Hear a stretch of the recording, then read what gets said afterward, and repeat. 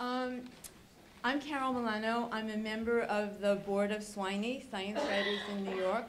And first I want to thank the National Association of Science Writers for awarding us the grant to put this program together so all of you, all of us, could be here today. I want to thank our partner, the Hastings Center. Mary Crowley and her team have put together an amazing program with 24 world-class speakers. It's just been dazzling to see all of this come together.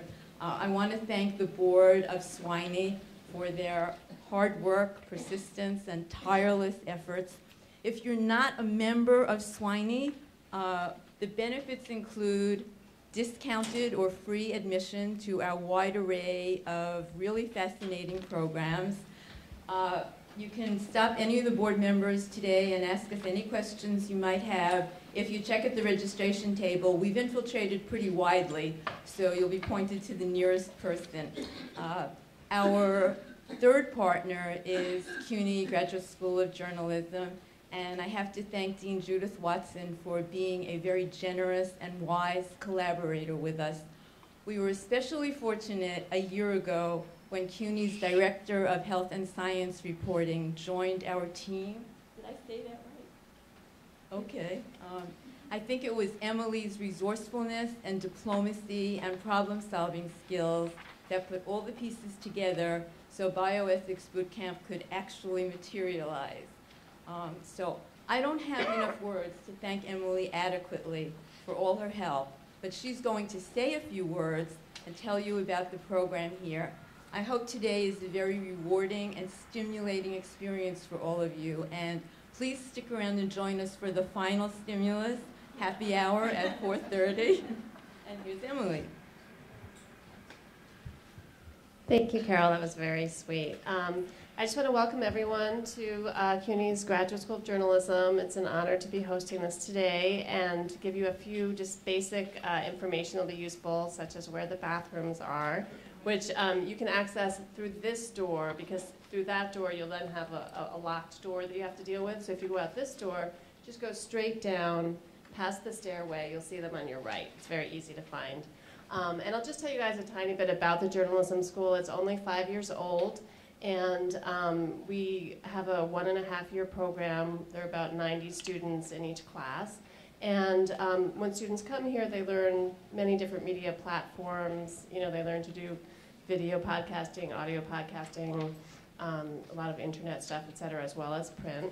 And they also choose a subject concentration, so they can choose between international, business, arts and culture, urban, or health and science. And so there are about 14 health and science students, many of them will be in the audience today, who are going through that part of the program, and they learn about health journalism, they'll learn about environmental journalism and science writing, and some investigative health work as well. So anyway, one last thing, if you're a speaker and it gets even more crowded, again, going through this way might be a good way to, but I realize if you go out that way and you want to get through this door, you can get buzzed in. So that's another way. The person at the desk has a little buzzer. So if you want to get through that way and you want to get around, you could do it that way too. Anyway, looking forward to the day. I want to introduce Mary Crowley from the Hastings Center, who was integral in making this happen.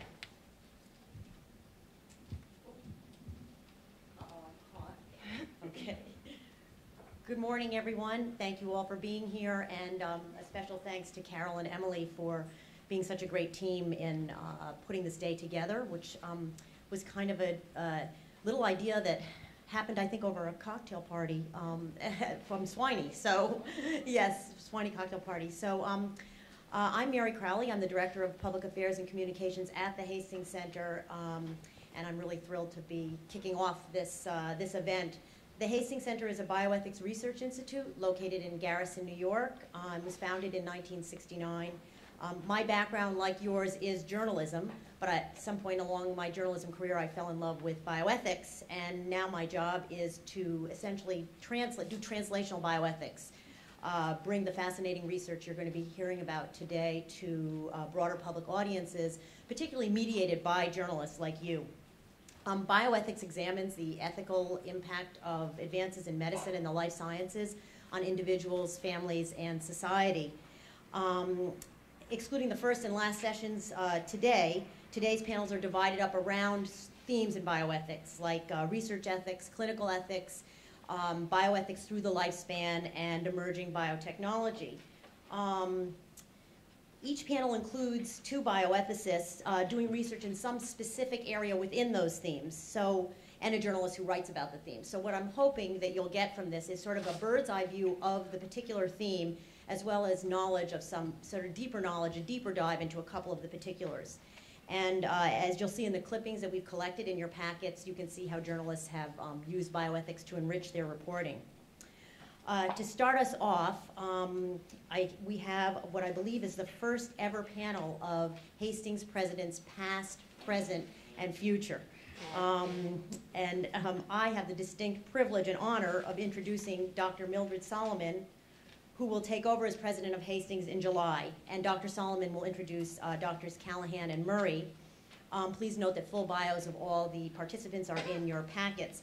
I think I'll ask the panelists to come up now, and I'll introduce Millie as they come up. I don't know. Emily, are those mics working? Millie said she'd rather stand there.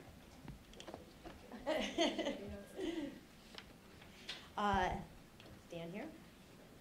Okay.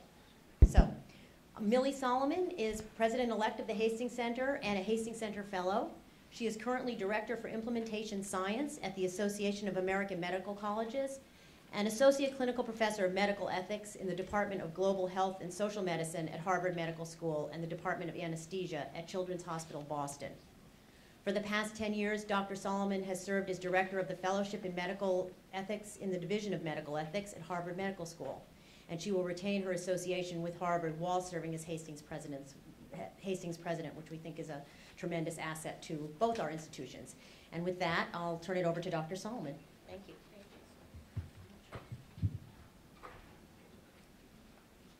Thanks, Mary. Is this working, or is it this one that's working? This one is working. Okay. Good morning. You are a room full of very special people. You're journalists who care about both science and ethics. And for that, I commend you. It's really a pleasure and an honor to be able to add my welcome to the welcomes that you've just heard.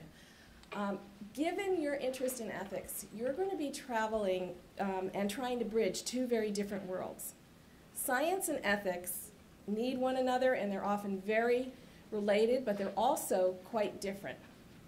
Science and scientists are interested in describing phenomena in the world. They want to know what is and how did it get to be that way. Ethicists are interested in what should be. They're interested in what are the choices and how do we handle the choices we have before us, the individual choices we have, or the actions that we take as a society.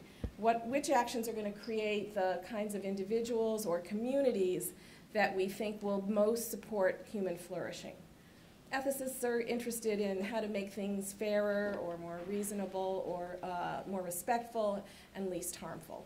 So those are 2 very different sets of inquiries, and they use very different modes of analysis. But there's one thing that they share. Both scientists and ethicists are concerned with having reasons for their beliefs. Simply making assertions or stating a belief, no matter how certain or how full of confidence you are about that, that's not science nor ethics, it's grandstanding. And it's very dangerous for democracy. And that's where you come in. And that's why I was so excited to see that these institutions were collaborating to have a day like this, because there is nothing more important than your professional role. Democracy absolutely needs excellence in its journalists. First of all, because you're uncovering the facts, and it's an old saw to say that facts are essential to good ethics. But also because to a very large extent, you're determining what gets into the public square. You're bringing the issues to light that get debated. So I don't think there's anything more important than what you do, and it depends on your excellence at your job. journalists have a choice. They can amplify the grandstanding and reduce the reasoned thinking, the critical analysis, or they can illuminate ideas and uncover the nuance in our most complex problems. And it's obvious from the fact that you've wanted to attend this that we know what kind of journalists are in this room. I'm really thrilled that so many people have taken time away from what are very busy lives to develop skills in ethical analysis. Nearly all of you, by definition, are familiar with scientific method, right? Everyone knows about hypothesis testing and randomized controlled trials and all that, but I imagine that there's less familiarity with the modes of reasoning that ethicists rely upon. So it's a journey that you'll be taking perhaps into less well-known terrain. And like any journey, it's a good idea to have helpful guides. The speakers that Mary has lined up for today and her colleagues from the other institutions are just an incredible set of guides. You'll be meeting extraordinary people throughout the course of the day. I have the privilege of moderating this panel with two of the most experienced guides.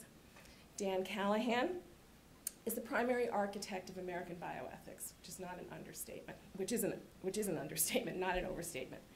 And of course, the founder of the Hastings Center.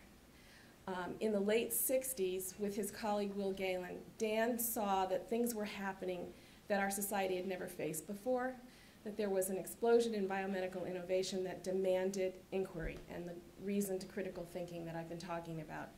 And he set about to create an extraordinary institution that then turned into a field in order to begin examining those issues. Tom Murray, the current president of the Hastings Center, over his 13-year tenure, Tom has probably been the most responsible for bringing ethics into the public square of any American bioethicist.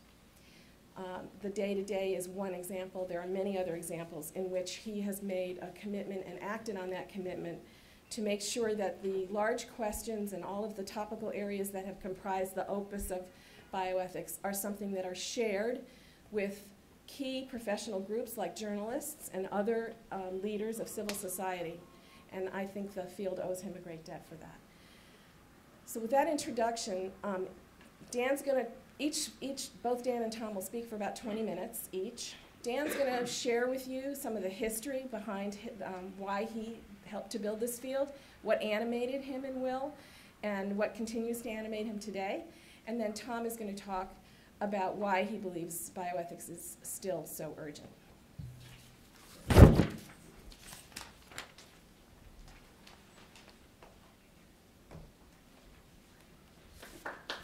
Thank you very much, Mary. I received a PhD in philosophy. I went into philosophy because I was interested in the idea of talking in the public space about basic human questions. I was inspired by Socrates, who wandered about asking lots of questions, getting himself in trouble, eventually being killed for the trouble he started. And I thought, well, that's what sounds like an interesting career. I then went into the Harvard philosophy department, which was dominated by very narrow, boring, dry, academic, analytic philosophy. And the message there was, I said, let's talk about these big issues. And the message was, hey, kid, we don't do that stuff anymore. And it had at that point become a very technical kind of discipline, and much still remains that way in great part. But it essentially bored me. So I came to New York and became a magazine editor for 7 years at Commonweal magazine. And I met lots of interesting people. I don't know whether the people still go to the White Horse Inn, but the great difference was I was a visiting professor at Brown one semester, and basically everybody went to bed about 9 o'clock. I got in the world of journalists and book editors and other people, and they were just getting started at 9 o'clock. I said, this is a far more interesting crowd to hang around with. In any case, I finally decided I couldn't remain an editor for all my life, cast about for something else to do where I could use my philosophical training, and then began stumbling on these issues of medicine and biology. And I guess what drew me particularly to the bioethical issues was simply that they present themselves usually, at least in the public arena, as very difficult moral dilemmas to be solved, raising profound legal and policy issues. But to me, as the philosopher, sees almost behind all of them some of the oldest, deepest of human questions. You really can't think about any of the issues very long without coming back to things that Plato and Aristotle, Kant, others talked about. And that, to me, remains the interesting part of it all. And in fact, it is just moving back and forth between very applied practical matters and very, one might say, theoretical, or at least very general matters that makes the field interesting. And I really want to sort of emphasize that theme as I talk about the field.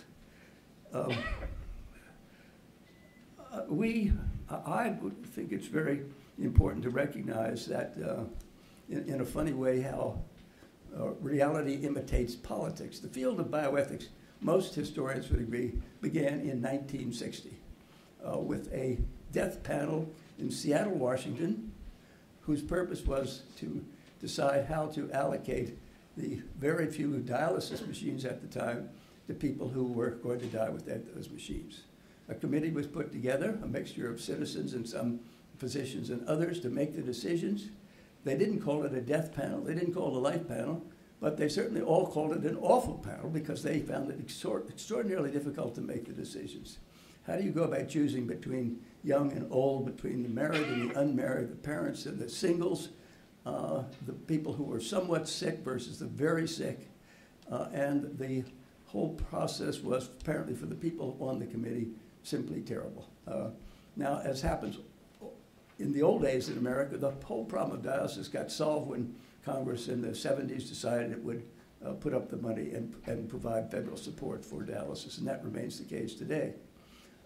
But at the time, the committee method seemed to be the only way of going at it. Now, the interesting thing, of course, we've had a lot of talk about death panels recently, but that's the only experience I know in this country where there actually has been a committee making decisions of that kind. I think there have been informal committees in hospitals, say, deciding on availability of ICU beds where you're getting into that terrain, but by and large, to have a committee which publicly made decisions was then rare and still rare now. And as Sarah Palin taught us, you better not even talk about such an idea. Now, beyond that, the field, I think, really got started in the late 1960s, simply because the 60s means different things to different people. It meant Vietnam War, it meant all kinds of cultural rebellions of one kind or another. But for many of us, the 1960s was a time of great technological advances of one kind or another. I mean, it started after the Second World War, which really saw the advent of antibiotics. But then during the 1960s, you've got a whole string of developments. You've got ICUs really came into use. You had the birth control pill. You had organ transplantation. You had a lot of beginning you had kidney dialysis. You had open heart surgery. And you had a great deal of speculation about the future of human life, given all of these technological changes. And in particular, genetics was of great interest and concern, because genetics seemed to have the promise of getting to the very heart of medicine and human disease, and thus opening up all sorts of doors. So it was, and of course at the same time, interestingly, I would say the institution of medicine was being demystified. We learned more and more about doctors and the way things operated.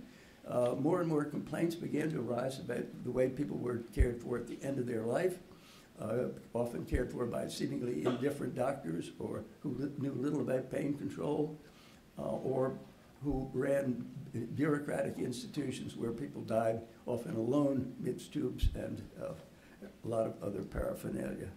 And interestingly also, in 1970, Richard Nixon, we first began talking about the high cost of health care. So you had a lot of interesting things going on at that time. Nixon, you recall, declared a war on cancer, and that really was a very signal area. Now, it's interesting, it's a kind of interesting parallel. At the very same time that medicine is becoming far more aggressive in seeking cures and keeping people alive, you saw coming into being the hospice movement and better efforts to end of life. You had two movements at the same time in tension with each other in a fundamental way. On the one hand, people want us to find ways to let us die in a better way.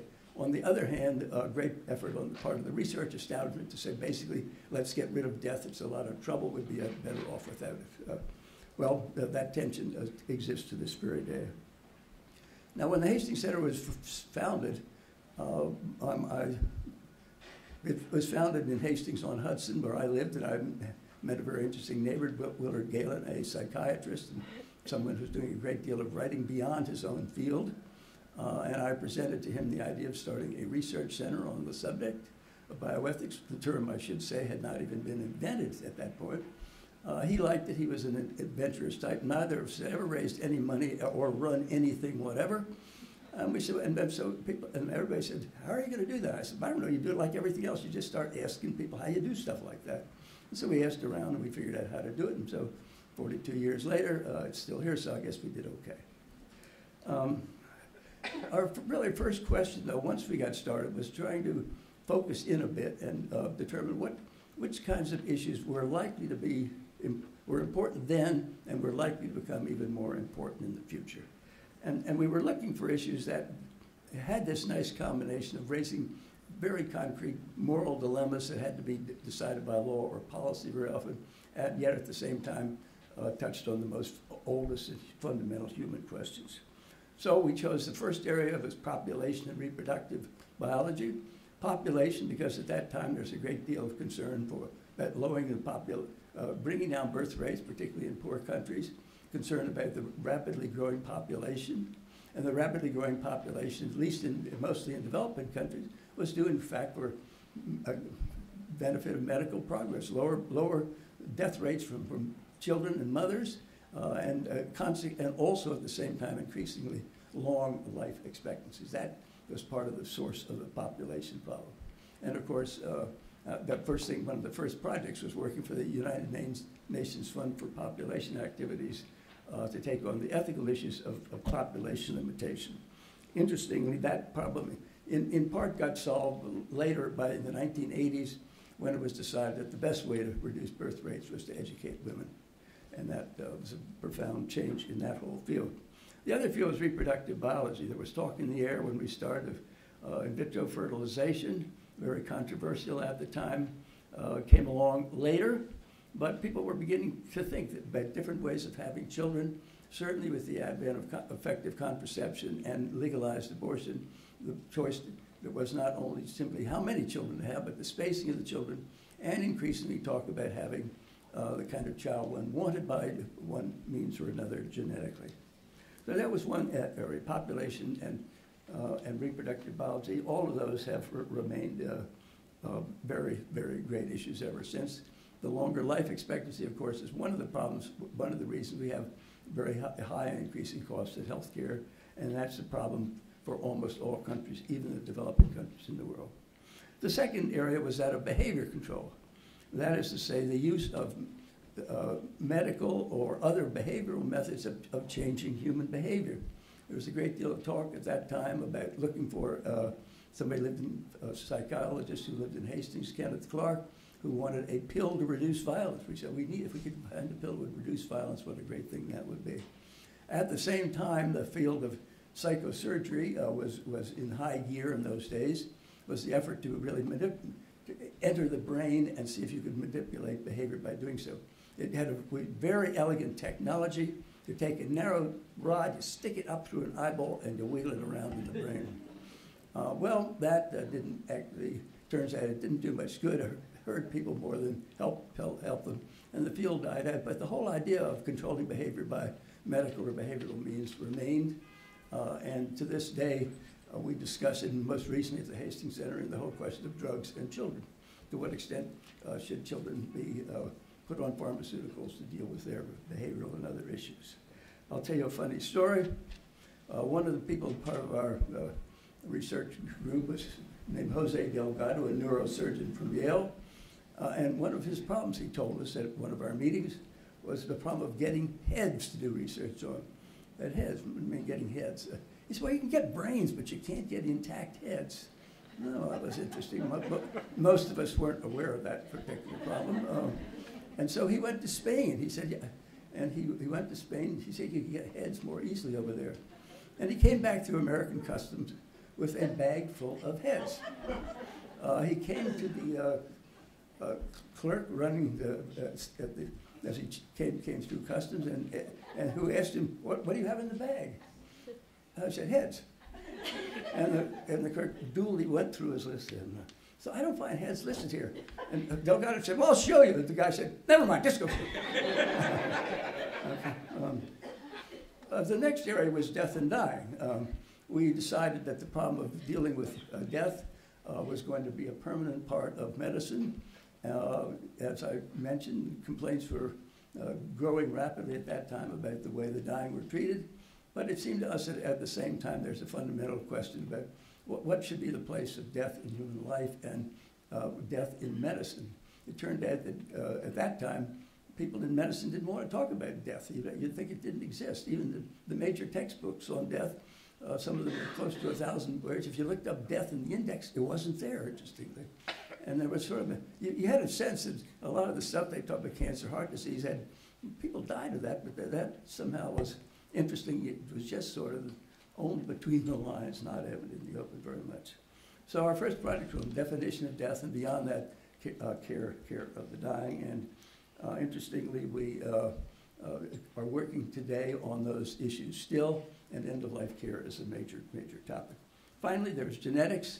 There was a lot of talk in those days simply of how changing human nature, trying to think of a different kind of human being. We have a group of people out there called transhumanists who believe we really should go and intervene in our biological makeup and manipulate evolution in such a way that we turn out better, somehow more superior human beings in the future. That does not seem to be a project that's going to pay off in the short run, but maybe in 4,000 or 5,000 years it will come to something. In any case, much more immediate, where all the developments in understanding the human genome and raising questions, speculative then, but real now, about prenatal, postnatal screening of children and screening of adults for predispositions toward particular illnesses and disease, and thinking also of finding an association between particular diseases and human genes in a way that would allow for much more specialized care. So those are the four issues. All of them are issues to this very day in different forms, and often many of us from the early days say, by gosh, we talked about that 30 years ago. But it was speculative then, and it's all become real now. And that hasn't changed the nature, underlying fundamental issues, but it certainly changes the way they get expressed, get reported upon, and get understood by the public. Let me end by saying my own interest in all of this really has been of late is in the idea that we really have to begin thinking about reforming medicine, not just reforming healthcare. We've had a big discussion on the healthcare system and all that's wrong with it, and I'll be damned to find out how it's all going to turn out, that particular debate. But it seems to me my concern has been, what is this whole enterprise of medicine all about? It's turning out that we're spending billions of dollars to find cures for the great major chronic diseases. We're not finding any cures. We're not likely to find many cures. That means we have to, what we're finding are expensive ways to keep sick people alive longer and longer.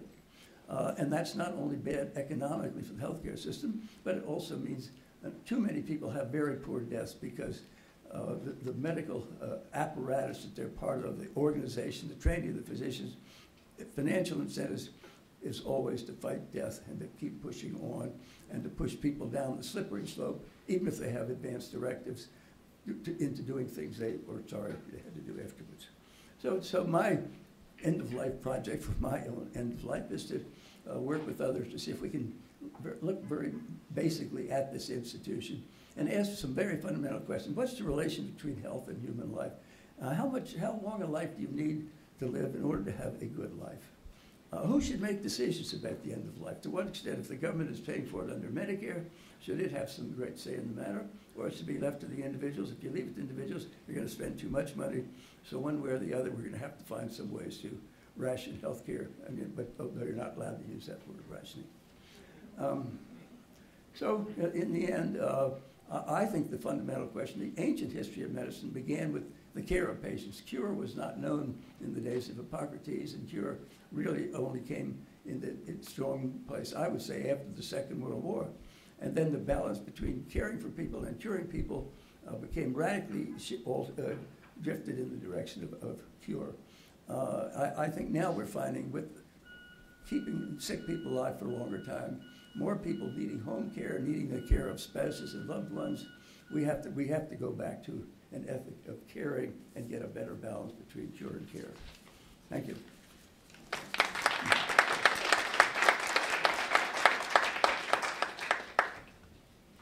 We're going to hold questions. Tom Murray's going to talk for 20 minutes, and then we'll have, I'm going to do a very brief wrap-up, and then we'll have plenty of time for questions and answers. Thanks, Millie, and thank you, Dan. Some years ago, my friend Nancy Gibbs, some of you may know, she's at Time, asked, well, why would anybody be interested in bioethics?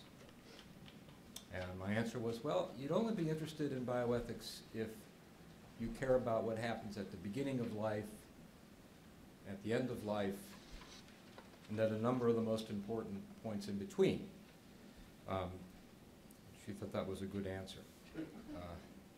So as I was preparing my remarks for this morning, I was thinking, what is it that practicing or to-be journalists would find most interesting about bioethics, and what might I share with you from my more than 30 years in this field? So there are a number of things, a number of themes that I think are central to bioethics. One is transitions. There are life transitions. Dan talked about end of life.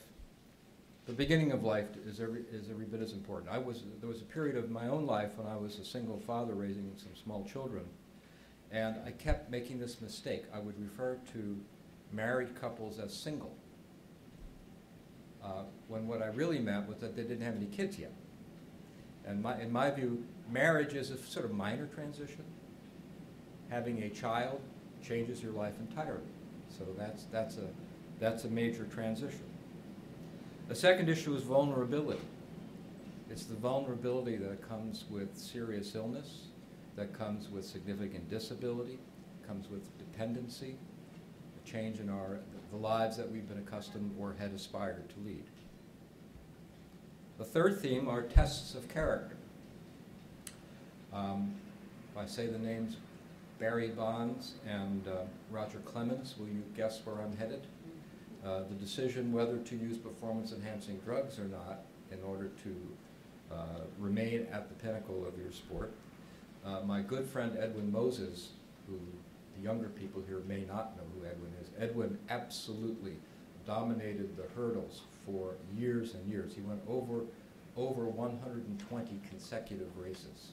No one could match him for years. And Edwin, and I believe Edwin just has no truck whatsoever with drugs. But in many ways, bioethics deals with a number of tests of character that come not just in sport and not just about drugs. A fourth theme could be called cultural thresholds.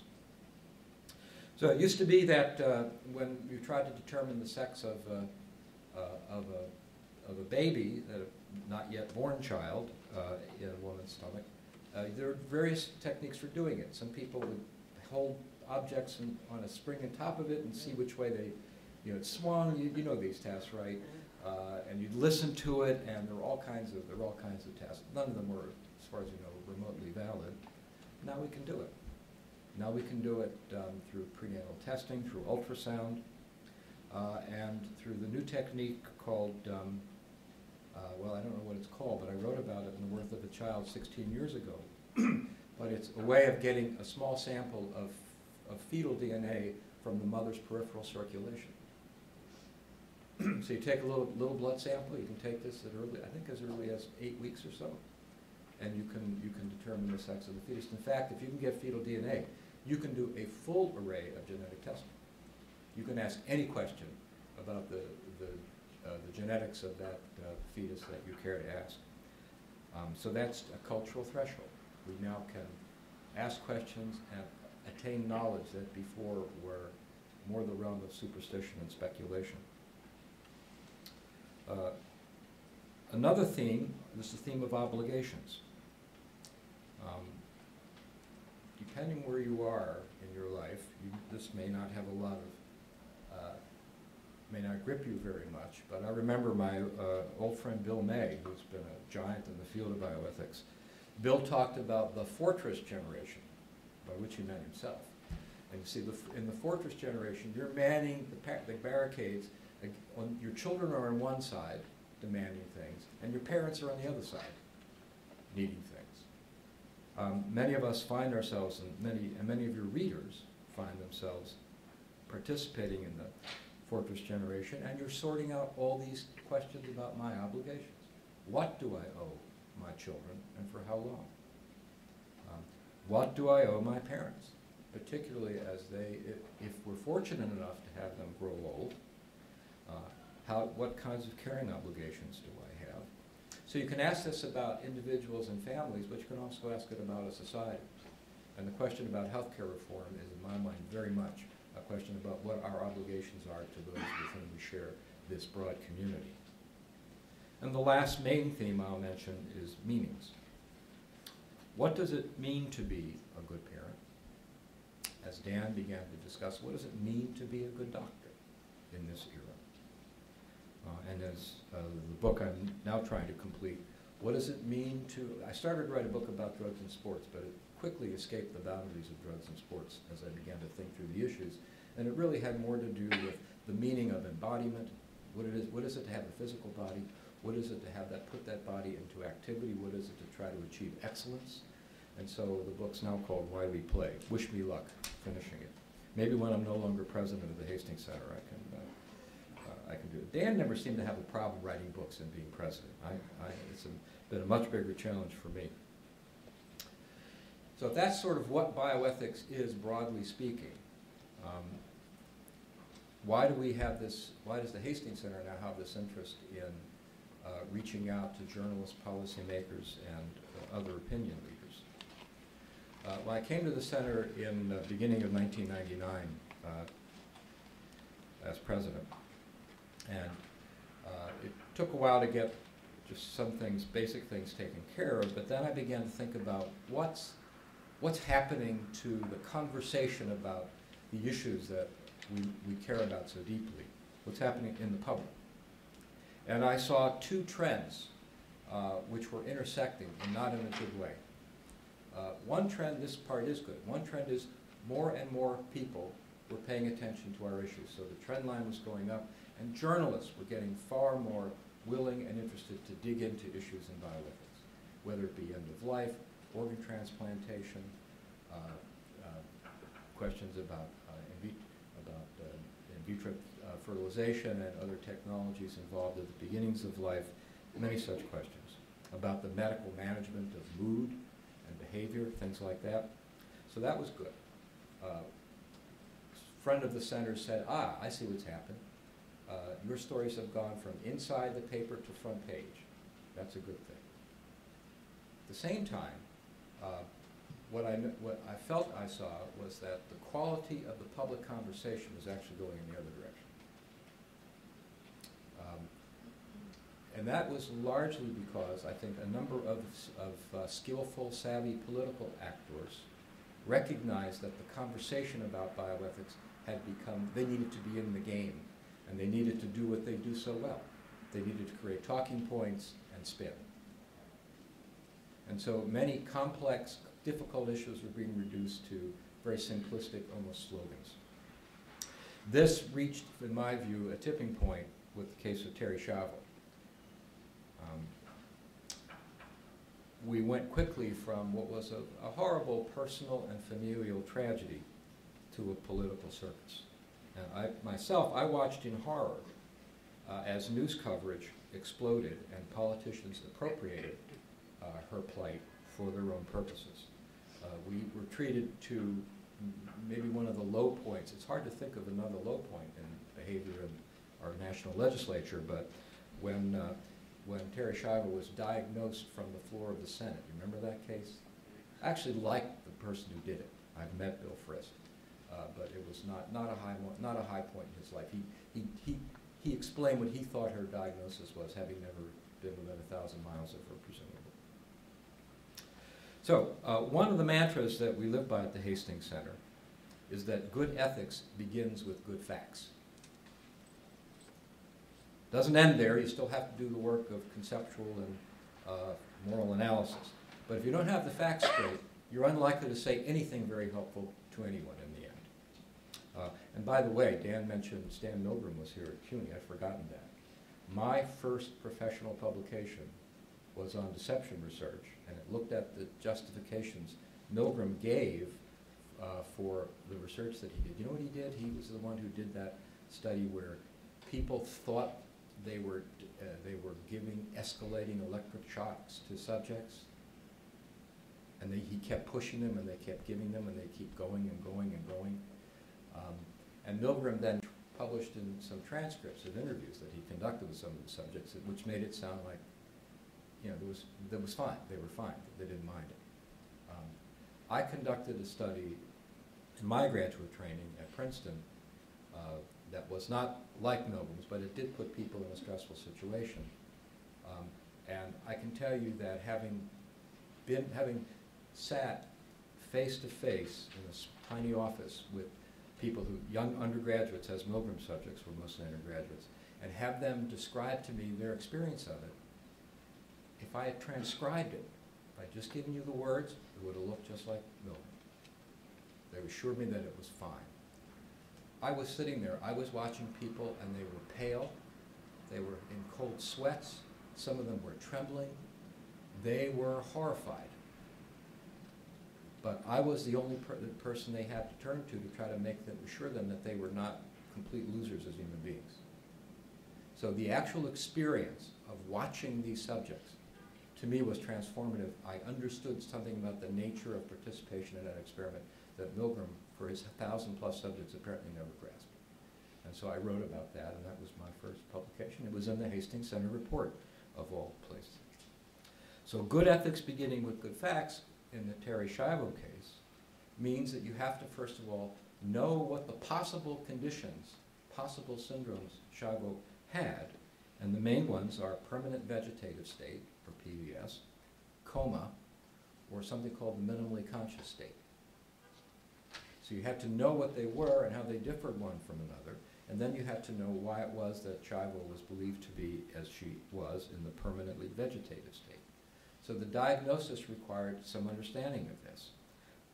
It also required some understanding of the eye movements. Her eyes would open and close, and her head would turn and such. And her parents attributed to those movements conscious intention, connection, a kind of personal emotional connection. We now know, based on autopsy, and this was as most of the disinterested physicians, that is the ones that weren't pushing an ideological line, believed at the time, that her brain was essentially completely gone, no cortex. She was cortically blind.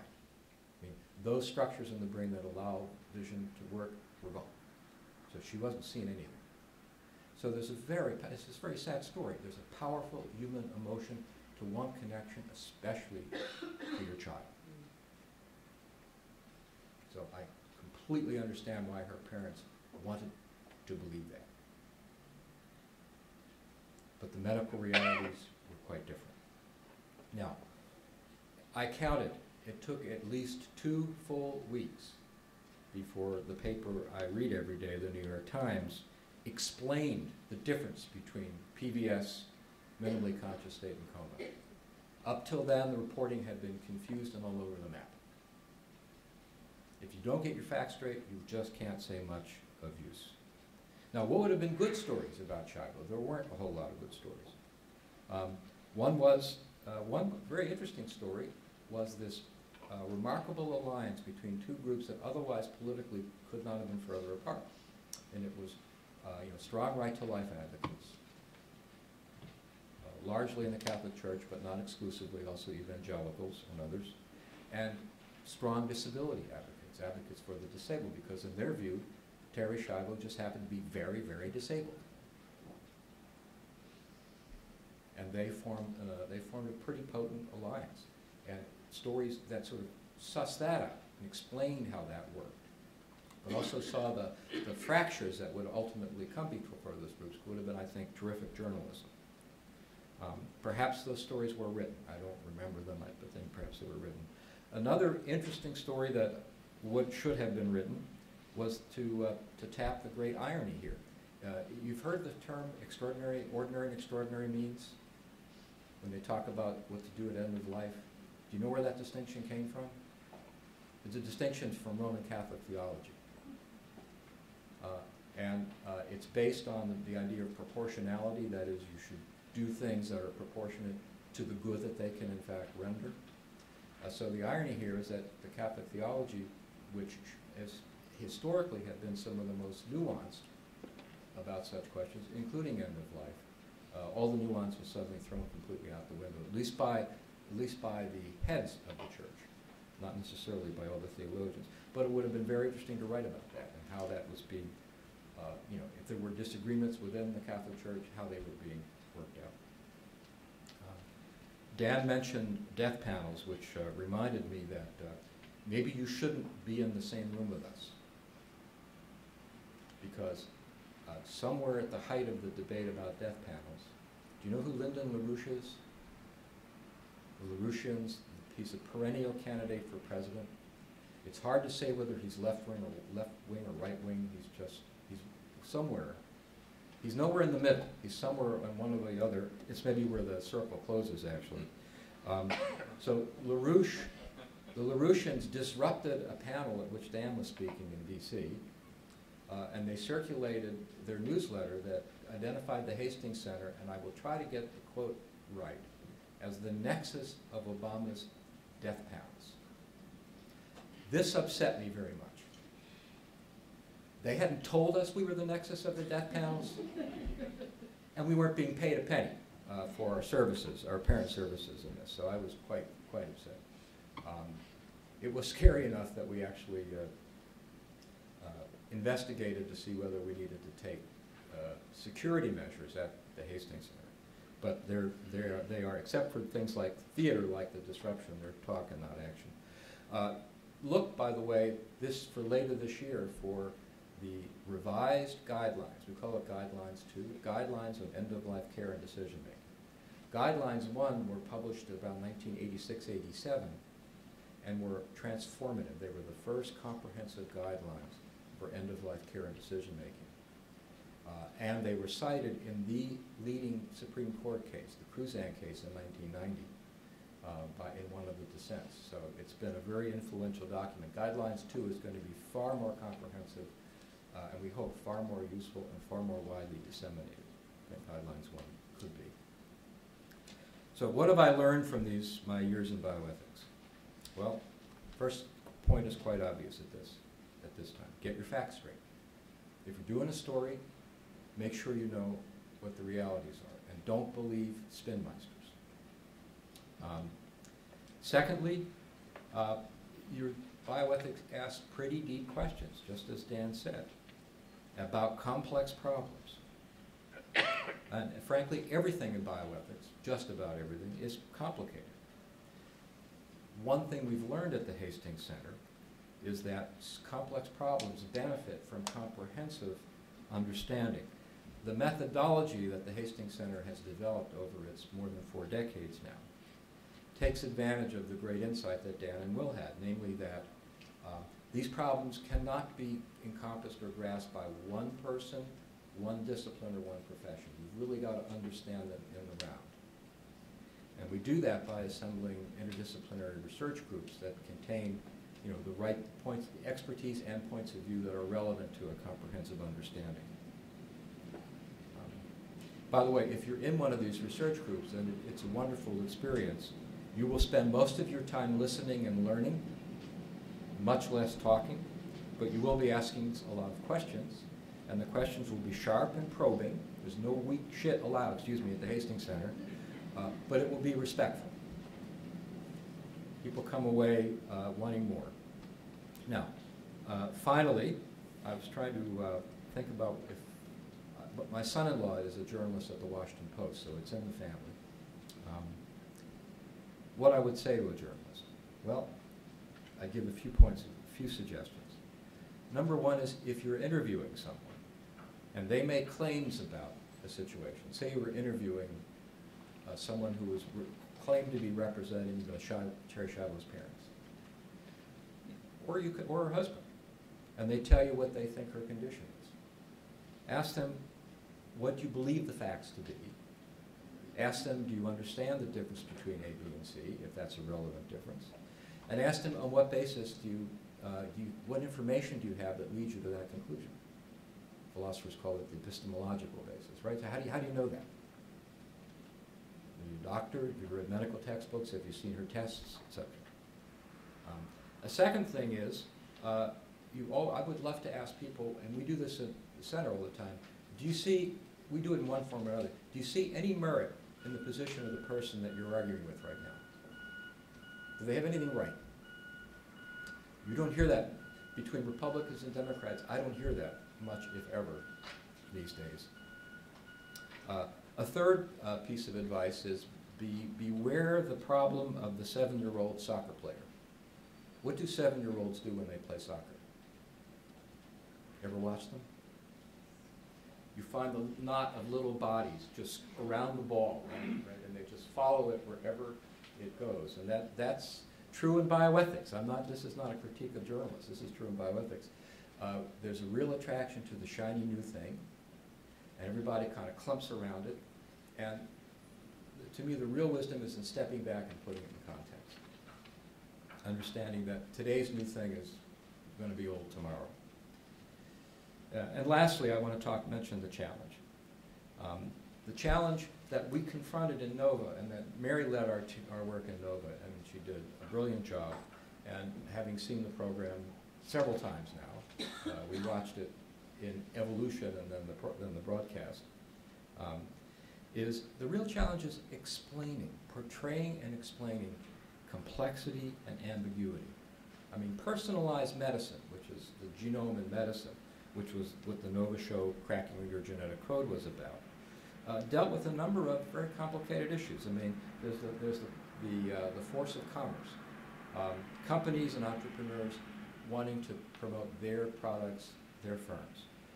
There's the realities. The realities are that almost all genetic information that we're going to get in the foreseeable future is going to be probabilistic, and it's going to be replete with ambiguities and uncertainties. There are some diseases like Huntington's where there's a strict straight line from the gene mutation to the disease. Those are so rare. That's what most people hear about, but to say that those are the exception, not the rule, is to understate the case. The great mass of human suffering, the great mass of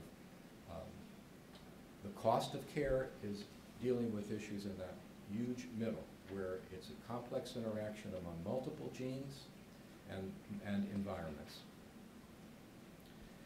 And worry about the hype. Some people portray the genome as a future diary.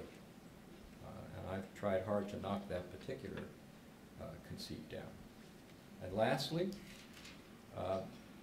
personalized medicine, like any issue in bioethics, is going to be about choices that people face that will make their lives and their families' lives better or worse, and the meanings in their lives.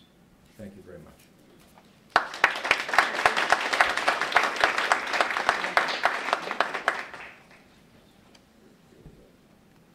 Well, I won't be foolish enough to try to summarize two really spectacular presentations.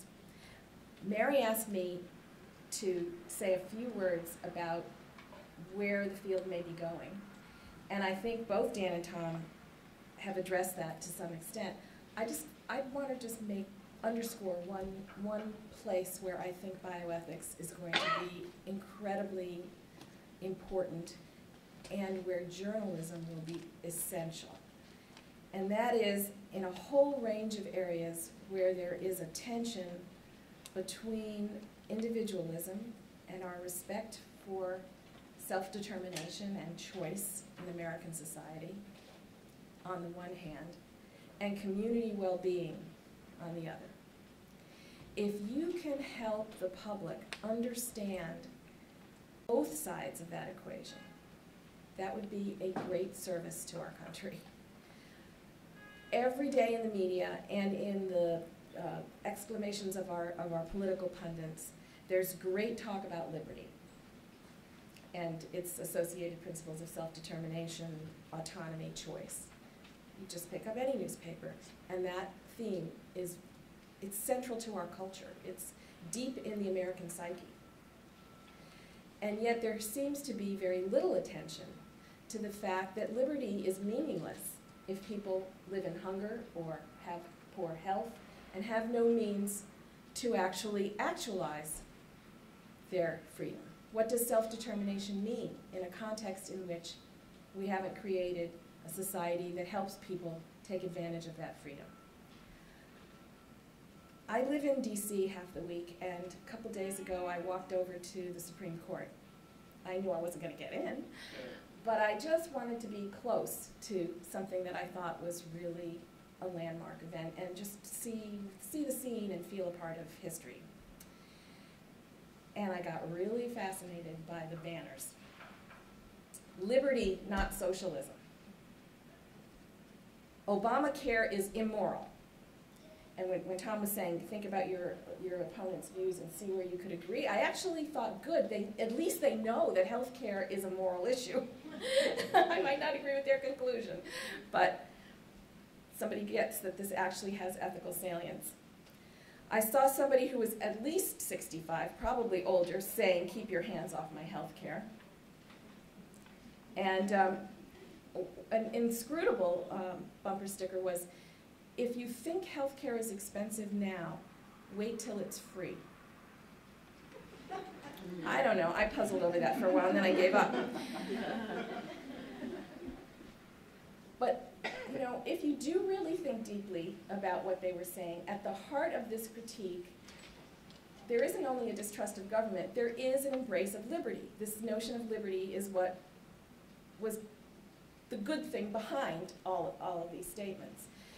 And that is so complex because there's actually true ethical dilemmas between liberty and community. True ethical dilemmas. I mean, that's what public health ethics is all about, where if you have, for example, if you have an epidemic and you're going to have to determine whether you should quarantine people, you have a true ethical dilemma between the rights of the individual and the rights of the community. That is a solid, true dilemma where there are arguments on both sides.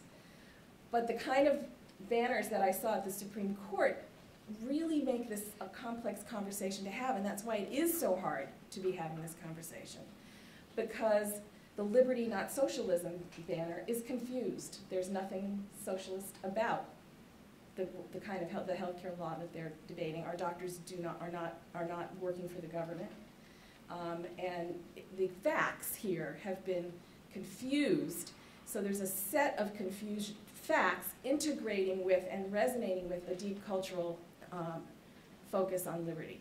So my hope would be that journalism could be incredibly helpful in recognizing the importance of both actions that create community well-being that are essential actually to liberty, and that the tension between individualism on the one hand and societal and community well-being is one we need to be careful about. And there are real examples, and then there are fictitious examples where there's been an unfortunate blending of bad facts with a cultural predisposition that we need to sort out. And it's very hard to sort that out. Even Verrilli, the Surgeon General, not the Surgeon General, because I've been in healthcare for too long, the Solicitor General, who argued the case at the Supreme Court, was having a very difficult time sorting out those facts. So you've got a lot on your plates, but I think that our society would be grateful if journalism could help us deal with this in new ways. So I did come with some questions, but I think the group's questions are more important. So why don't we open it up now for questions from the floor? Colleen's going to walk around with the mic. Okay.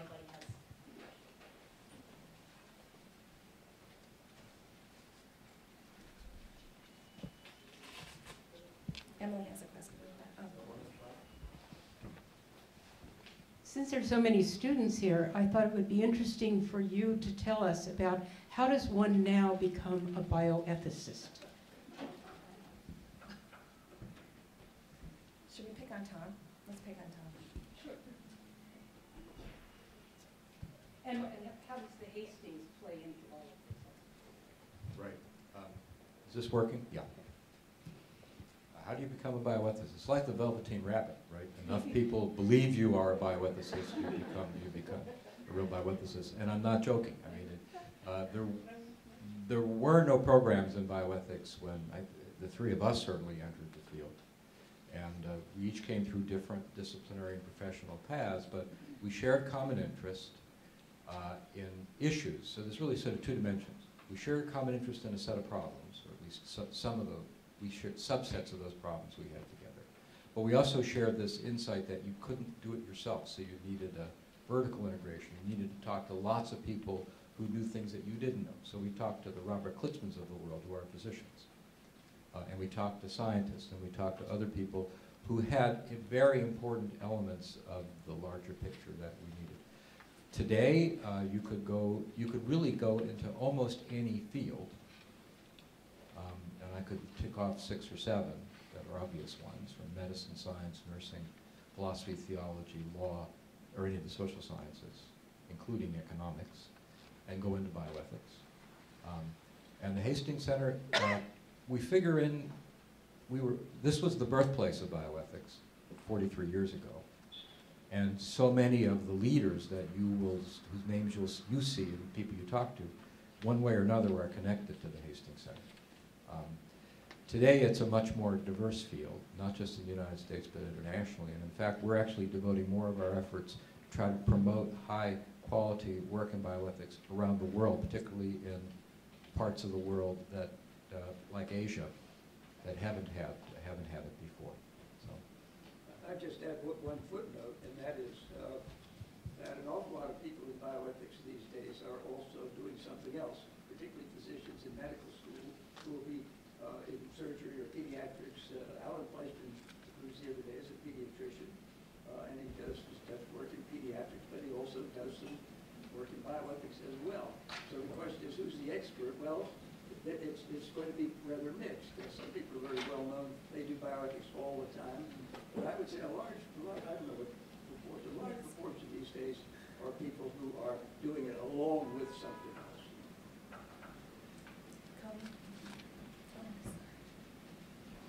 Go here, and then we will be next.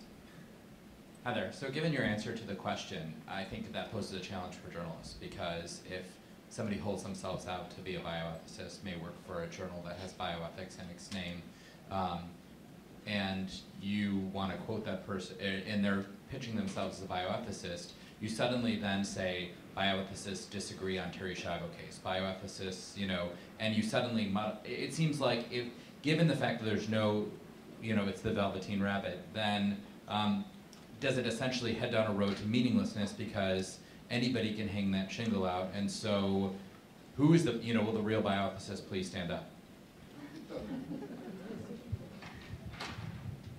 That's a hell of a good question.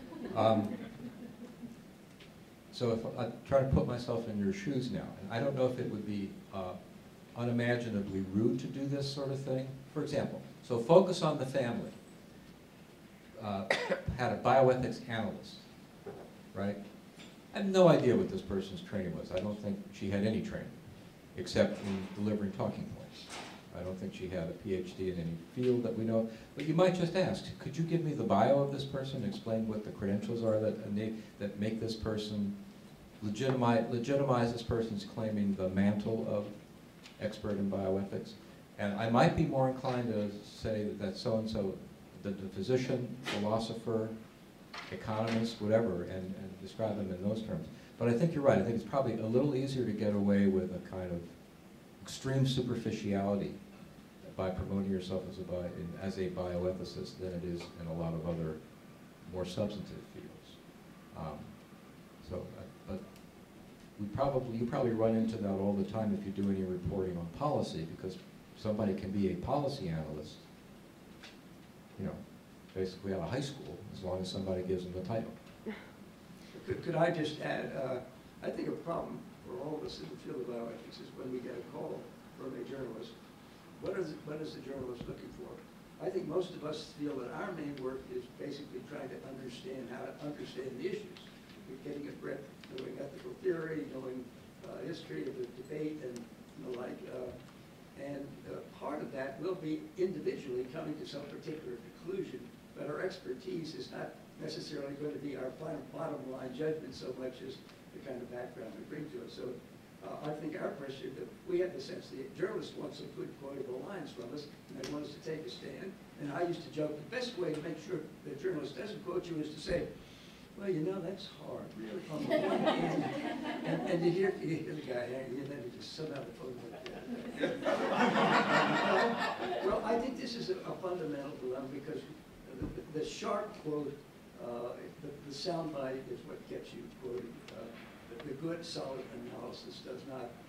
Nothing has more annoyed me in life than to give somebody a solid analysis, but there's no quote from me. They just give all the solid analysis. I gave them all that one, but there was no quotable line in it, so I didn't get the regret. So. May I? Your question is good enough that it's continuing to spur thought. So it's easy to find somebody who will give you an opinion, right? And if you're on a deadline and you've got this one and you need somebody to say, no, that's wrong, then probably any self-proclaimed bioethicist can give you that opinion quote. To me, that's not interesting. I mean, I know that's a model of how some of you are constrained to work at times. I'm much more interested. I have 15 minutes. I mean, I rarely have a good conversation with a journalist for less than 20 to 30 minutes. And I'll explain, here's how I come to this. I don't give you my opinion. I mean, I'll give you my opinion, but I don't just give you that. I say, here's the analysis that justifies this, that I use it. And that's really, I mean, even if you can't quote it all, I mean, and Dan's right. I mean, you know, a lot of the stuff we say is probably boring for a general public. But it's there. I mean, it's the bit of the iceberg that's underneath the water. The opinion is just a little tip on top. And if all they've got is the tip, my view is don't talk to them anymore. Solid advice. I just want to, first of all, thank you guys for such really engaging talks and bringing so many relevant issues to us. And my question is, you know, given how intractable a lot of these issues are that you think about and work on and have been doing for so long, and that they've sort of remained very present for us, are there particular successes or triumphs that you guys, you know, really legislative ones, or, you know, that you can point to where you feel like, you know, you've been able to really make a difference in more than just what we talk about, but actually what's happened? I'm just curious. Well, that's interestingly, I think it was easier in our early days because there were fewer people in bioethics. There were fewer issues being discussed. And I think some of their early projects, say on genetic screening for sickle cell disease, which affects blacks, we did a very important set of guidelines that got national attention. And we were the only game in town, so we got a lot of attention at the same time. But I think as time has gone on, the issues have become more complex. There are many more people who have voices, and not just people in bioethics, but law, medicine, and so forth. But I think there's progress. The point I used to say, when people come to Hastings at any given meeting, if you're brand new to the meeting, you come away and say, nobody agrees about anything. Why are they just all argument? And I said, well, come back a year or 2 years from now, and it'll be a different argument than we had then. So a lot of the progress is kind of a glacial thing.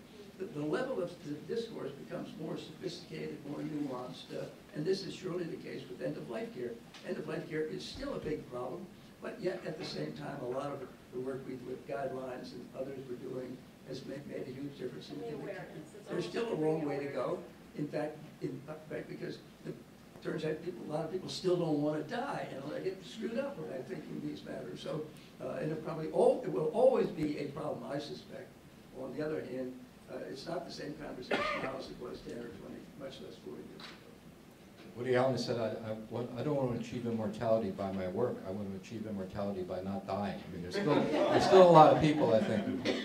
So 30, 40 years ago, I came to the center of, God, it's over 30 years ago now.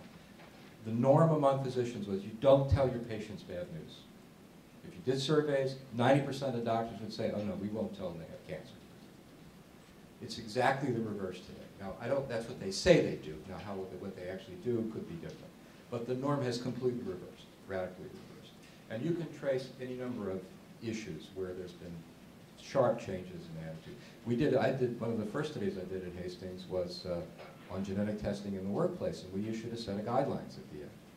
If Burlington Northern had paid attention to our guidelines, they could have saved themselves millions of dollars because they did surreptitious genetic testing of workers, which was scientific crap. I mean, it had no basis. They weren't honest with the workers, and they were trying to avoid some workers' comp claims. So it was, I think we had 7 or 8 principles. They violated almost all of them. And if they had, so that was nobody's going to do that again. So it can take, I think, the fact that more recent issues haven't been resolved, it may be because of the glacial pace Dan referred to. It can take 10, 20 years, it can take a generation or more to really affect the kind of change. But if you don't do the work now, don't till the ground now, it's never going to happen. Mildred, your study at AAMC about physicians learning about new technologies, I think is a wonderful little case study. You better tell me which study that you're... No, I understand one of the things was, why are physicians so slow in adopting scientific information? Right. I mean, we're trying to push the importance of evidence-based medicine and to encourage physicians to believe that it's not a violation of their autonomy to want to know what the best science is in terms of what they should be recommending for their patients. And there's a big, that was an issue at the Hastings Center, and a special issue of the Hastings Center report on evidence-based medicine many years ago. That just to underscore the point that these things take time. It was brought up by ethicists many years ago, and now there's a whole team of people at the Membership Association of the nation's teaching hospitals and medical schools that is trying to really incentivize evidence-based medicine. The other area, Emily, that I would point to is organ transplantation. We don't have the higgledy-piggledy local committees that are torturing themselves with these decisions. There is a structured set of pathways and an institutional framework for making decisions about who gets scarce resources. And like the end-of-life care, there's continuing controversy too. None of these issues are so complex, they don't get packaged and fixed in a box, but there is progress. I don't want to do this to my new boss and my old boss, but I've got to do it. Cut you guys off. Well, no. Thank you to our first panel. Very